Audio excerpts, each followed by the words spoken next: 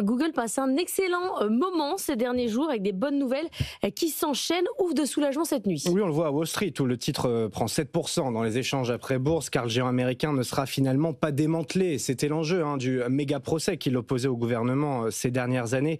Et donc Anthony Morel, le groupe n'a pas besoin de vendre son navigateur Google Chrome. Et non, finalement ils s'en sortent vraiment très bien parce que c'était vraiment l'épée de Damoclès qui pesait au-dessus de leur tête depuis des années. Est-ce qu'ils allaient être démantelés? Finalement, plus de peur que de mal. Alors oui, Google est bien un monopole, ça c'est ce qu'a dit la justice l'été dernier, mais ça ne justifie pas le fait de découper l'entreprise comme on avait pu le prévoir. Ce que demandait le département américain de la justice, c'était notamment la cession de Chrome, parce que Chrome s'est vu comme, on va dire, l'outil de domination de Google, parce que c'est un outil qui leur permet de récolter énormément d'informations sur les utilisateurs.